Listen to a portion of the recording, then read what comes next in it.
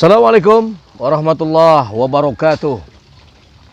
Rahayu, salam sukses mendunia untuk kita semua. Selamat sore saudaraku tercinta. Dari Sabang sampai Merauke dimanapun kalian berada, kudoakan agar kalian semua dalam keadaan sehat walafiat, dalam lindungan kasih sayang Allah. Dan saya doakan agar segala aktivitas, segala cita-cita yang kalian miliki, maka akan dikabulkan oleh Allah Subhanahu wa Ta'ala. Nah, ini di sore hari, kebetulan kita di belakang pemandian Tirta Buana. Saya dengan bersama murid tercinta, Bang Rio, kita sore-sore ingin berdiskusi tentang motivasi tentang kehidupan. Bagaimana Bang Rio? Ya. Siap ya? Siap. Oke, jadi banyak tamu nih, Bang Rio yang datang ke sini yang menanyakan perihal tentang kehidupan. Kenapa sih hidup saya dalam keadaan susah? Kok saya sudah berdoa, sudah melakukan sholat malam, tidak pernah putus. Saya sudah melakukan sedekah, saya sudah melakukan wirid, baca yasin dan yang lain-lain. Kok kenapa hidup saya masih begini saja ya? Ya mungkin Bang Rio juga pernah mengalami juga kali. Betul ya. Ya. Sehingga mereka datanglah ke orang pintar dari satu, si Fulan, si A, si B, si C, ada sampai yang 60 praktisi supranatural dia datangi. Gak jauh tentang kehidupan, gak jauh tentang ekonomi. Nah, kalau Bang Rio bagaimana tentang, ya ibaratnya pernah nggak ngalamin suatu kejadian apa gimana Bang Rio? Iya, ya. Alhamdulillah, saya belum lama kenal dengan ayah. Saya menyebutnya ayah, memanggilnya dengan ayah. Jadi ya, saya punya pengalaman yang sama dengan yang ayah ceritakan tadi. Gitu. Hampir setahun yang lalu, atau kayaknya lebih dari setahun yang lalu, saya punya satu bisnis yang ternyata mungkin pondasi saya belum kuat ya. Pondasi saya belum kuat sampai akhirnya bisnis saya itu gagal. Gitu. Bisnis saya gagal dan saya banyak difitnah oleh orang. Ya. Seperti itu. Nah, sampai akhirnya ada yang menawarkan ke saya ya. Ada yang menawarkan cara instan. Gitu. Cara instan dengan katanya bisa mewujudkan uang sebanyak mungkin. Gitu. Karena memang kebetulan dengan jatuhnya bisnis saya waktu itu sampai akhirnya saya memang banyak berhutang ya. Banyak berhutang ke beberapa orang.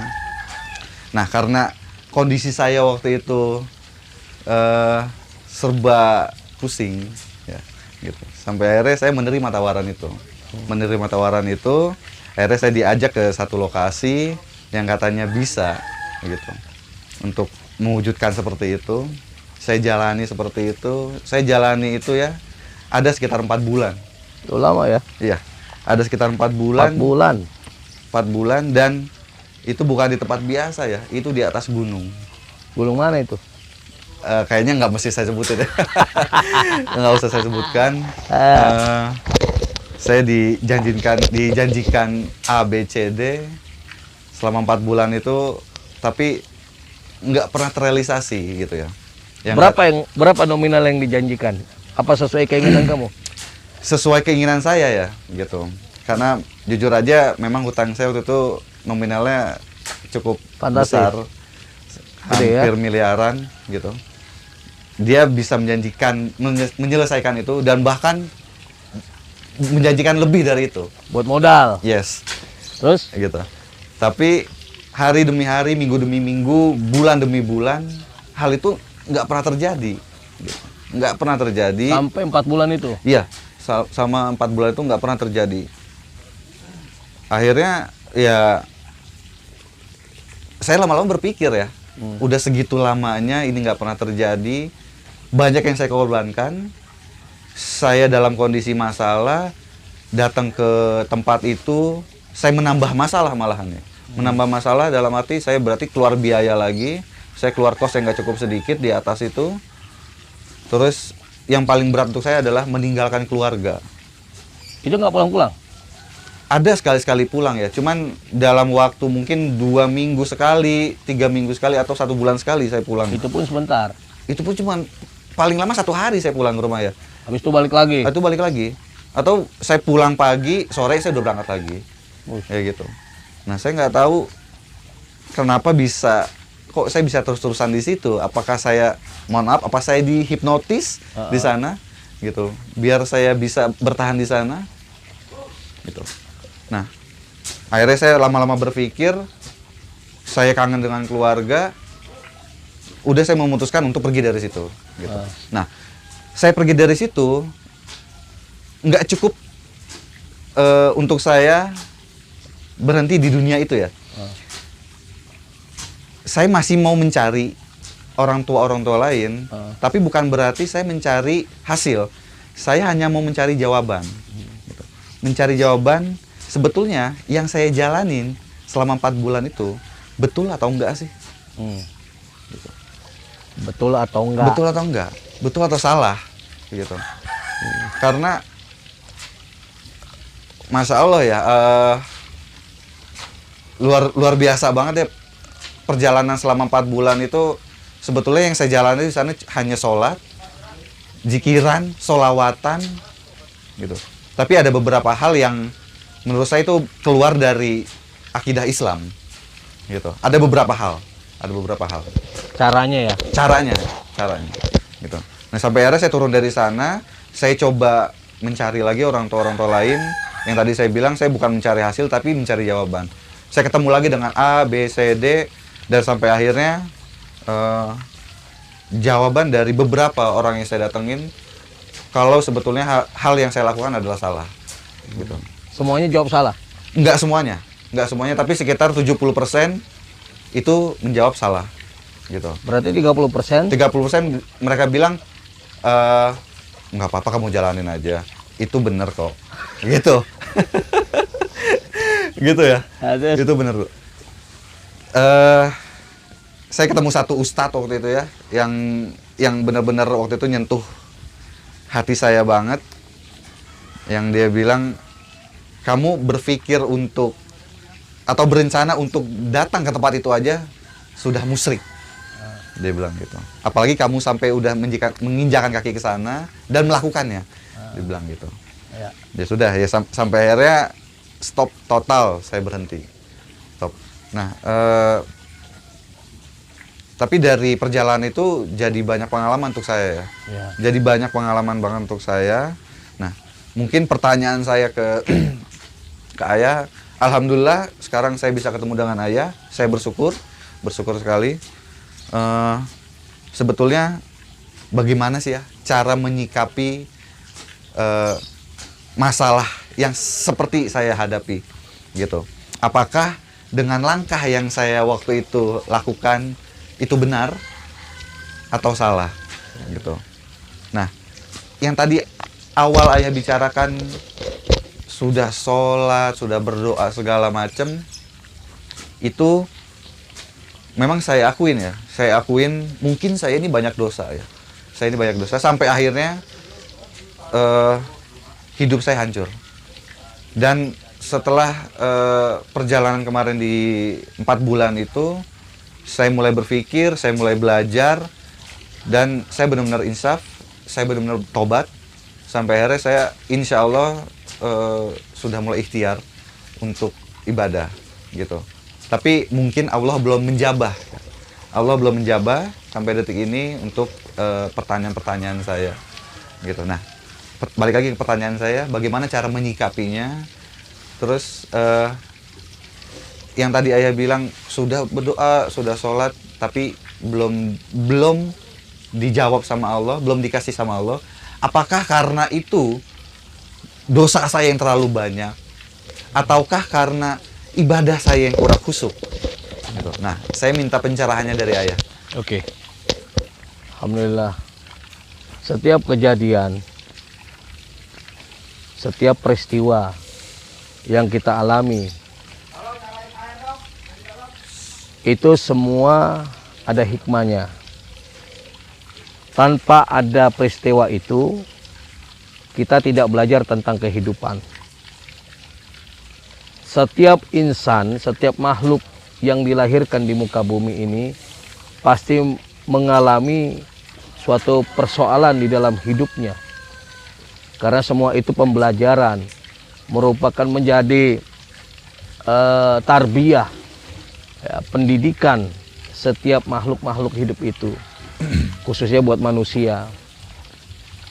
Manusia diciptakan sama Allah, itu adalah makhluk yang paling sempurna di antara makhluk-makhluk yang lain.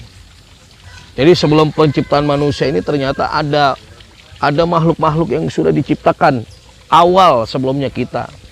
Salah satunya adalah jin, salah satunya adalah malaikat, salah satunya adalah makhluk di dalam air, dan makhluk-makhluk yang lain. Sehingga ada proses kesempurnaan penciptaan makhluk itu, akhirnya jadilah manusia. Nah, apa yang kamu alami saat itu, selama proses 4 bulan itu, dan sebelumnya kamu sudah mengalami peristiwa berjaya, tiba-tiba peristiwa hancur, sampai ibaratnya sudah mentok sana sini sehingga melakukan cara secara instan selama 4 bulan tadi, itu merupakan proses perjalanan hidupmu, nak. Dan itu memang sudah ada takdirnya, sudah tertulis, sehingga kamu harus melewati fase itu. Nah, bicara salah, benar atau salahnya, kembali lagi kita pasti sadar apakah cara itu salah atau benar. Coba kita introspeksi diri. Makanya ada ajaran dari Kanjeng Rasul, setiap kita mau tidur, coba kita muhasabah diri atau mengingat diri kita. Apa sih selama dalam 1 hari ini, apa yang kita lakukan? Apakah lebih banyak manfaatnya ataukah mudorotnya? Nah, tapi kalau menurut pandangan ayah dengan kejadian 4 bulan itu kalau bagi ayah kurang pas. Kurang pas di mana? Karena satu, kamu mencari untuk menutupi hutang-hutangmu itu dengan cari cara instan. Ya, dengan waktu sebentar kamu brek dapat sekian miliar dan kamu mau nutupi hutang-hutangmu. Itu salah. Karena dari cara-caranya aja udah salah. Karena saya sudah, sebelum kamu mengalami itu, saya sudah tahu tentang perihal-perihal itu. Nah, kebanyakan orang-orang yang memang kejepit tentang urusan dunia atau kehidupan ini, mereka mencari jalan instan. Ada yang muja, dia datang ke suatu gunung, sama kayak kamu cerita tadi gunung. Cuman anggapan kamu kan itu bukan muja kan? Iya. Tidak kan? Tidak. Tidak. Dengan cara mau ada seseorang yang jago, dia punya kemampuan, katanya dia punya kemampuan bisa mewujudkan duit secara instan dan mau diberi kamu, gitu kan? Betul. Ini banyak modus, saudaraku tercinta, dulur. Ini banyak paranormal yang nggak jelas, yang ngaku-ngaku punya ilmu, bisa mewujudkan uang, bisa menggandakan uang. Saya sangat sedih dengan korban ya. Kalau dengan mereka-mereka itu saya pengen saya jotos saja gitu loh.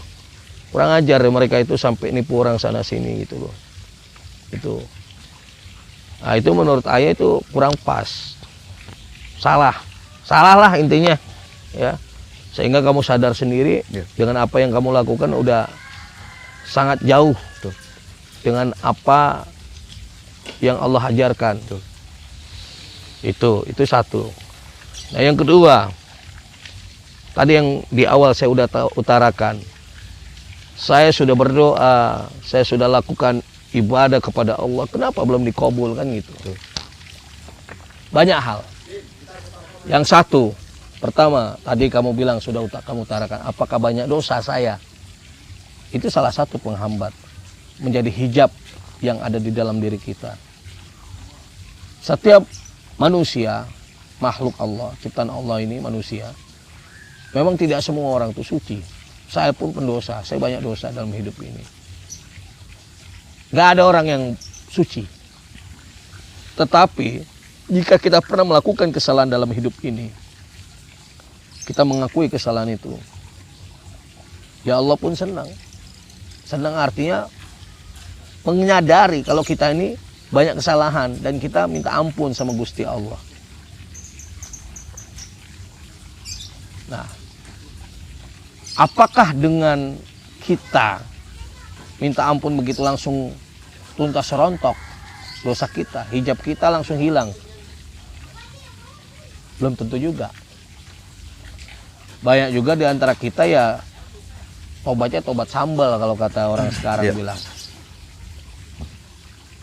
Habis tobat, besok maksiat lagi kan gitu. Iya, tuh.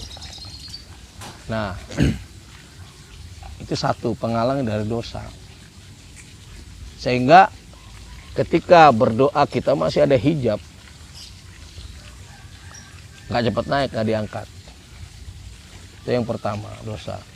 Yang kedua, karena kita lupa dengan Sang Pencipta. Terkadang kita kalau lagi punya masalah baru ingat Tuhan, ingat Sang Pencipta, ingat Allah.